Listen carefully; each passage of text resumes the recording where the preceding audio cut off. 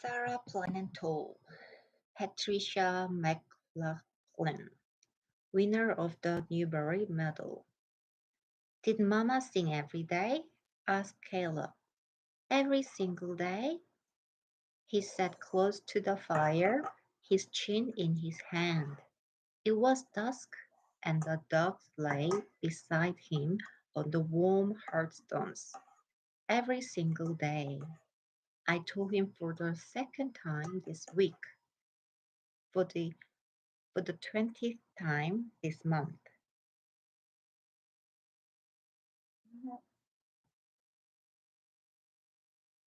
The 100th times this year. And the past few years? And did Papa sing too? Yes, Papa sang too. Don't get so close, Caleb.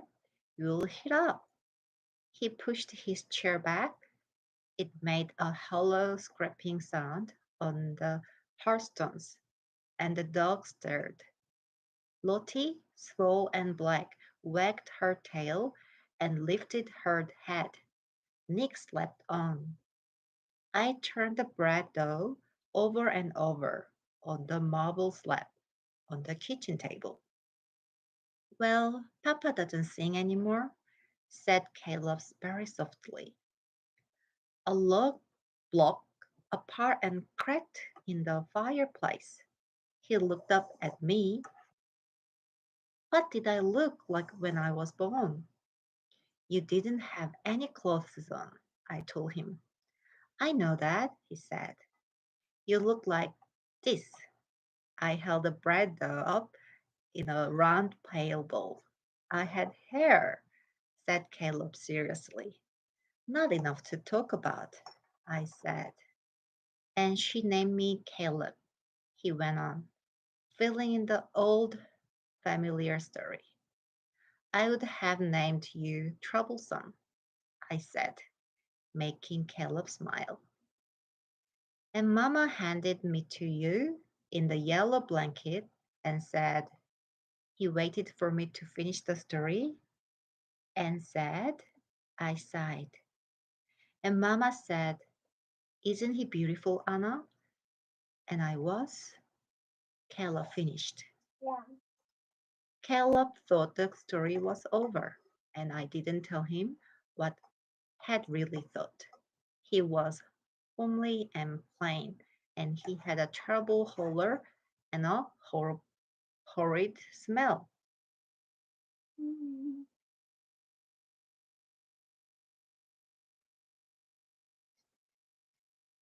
But these were not the worst of him. Mama died the next morning. That was the worst thing about Caleb. Isn't he beautiful, Anna? Her last word to me. I had gone to bed thinking how wretched he looked, and I forgot to say good night. I whipped my hands on my apron and went to the window. Outside, the prairie reached out and touched the places where the sky came down. Though winter was nearly over, there were patches of snow and ice everywhere. I looked at the long dirt road that crawled across the plains, remembering the morning that Mama had died, cruel and sunny. They had come for her in a wagon and taken her away to be buried. And then the cousins and aunts and uncle had come and tried to fill up the house, but they couldn't. Slowly, one by one, they left, and then the days seemed long and dark like winter days, even though it wasn't winter, and Papa didn't sing. Isn't he beautiful, Anna? No, Mama. It was hard to think of Caleb as beautiful. It took 3 whole days for me to love him. Sitting in the chair by the fire, Papa washing up the supper dishes, Caleb's tiny hand brushing my cheek, and a smile. It was the smile I know. Can you remember her song? Asked Caleb. Mama songs?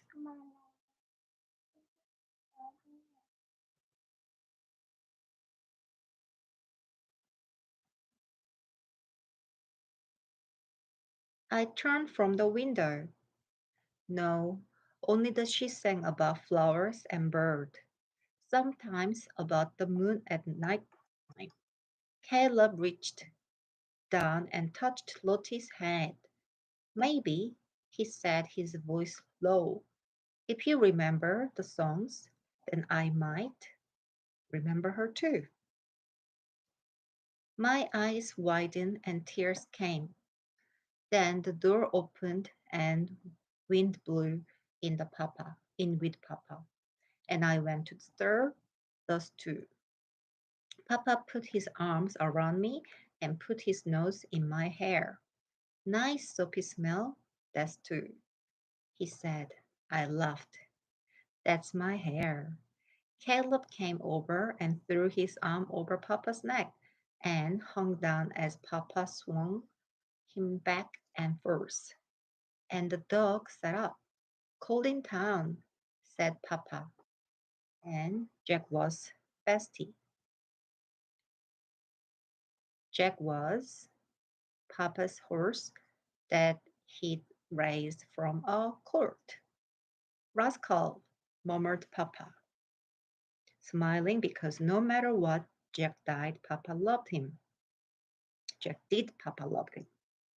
I spooned up the stew and lighted the oil lamp, and we ate with the dogs crawling under the table, hoping for a spill or hands out. Papa might not have told us about Sarah that night if Caleb hadn't asked him the question. After the dishes were cleared and washed, and Papa was filling the tin pail with ashes, Caleb spoke up. It wasn't a question, really. You don't sing anymore, he said. He said it hushed, not because he meant to, but because he had been thinking of it for so long. Why? He asked more gently. Slowly, Papa straightened up. There was a long silence, and the dogs looked up, wondering at it. I've forgotten the old songs, said Papa quietly. He sat down. But maybe there's a way to remember them. He looked up at us. How? Asked Caleb eagerly. Papa leaned back in the chair. I placed an advertisement in the newspaper for help. You mean a housekeeper?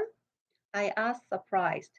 Caleb and I looked at each other and burst out laughing, remembering Hilly, our old housekeeper.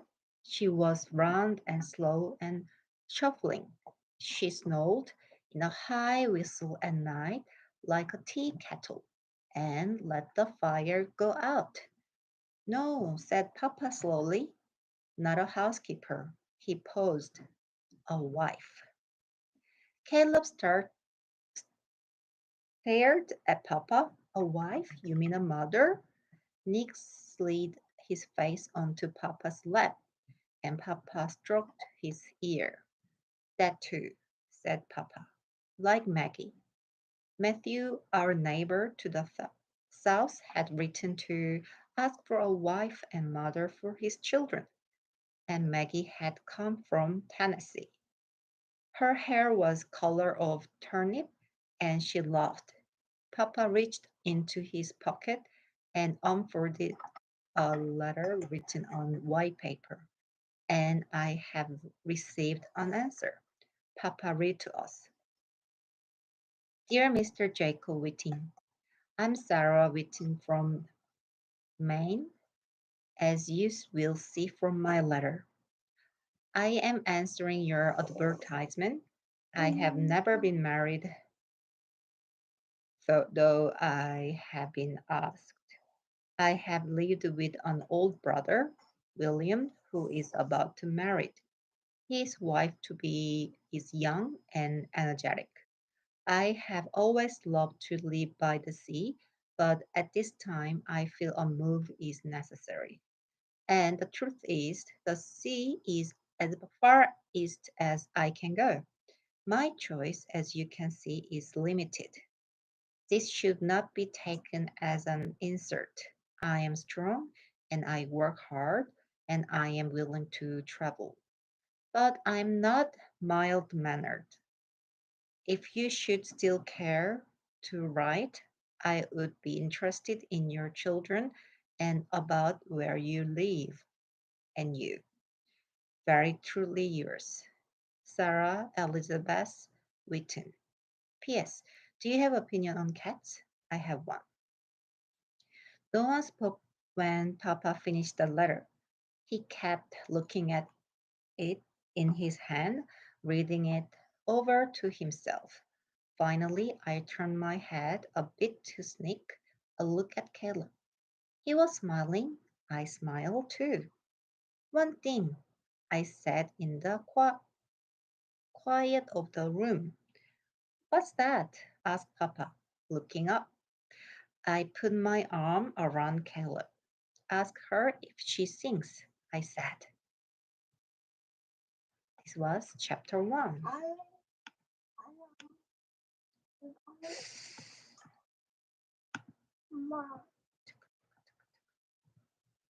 End stream.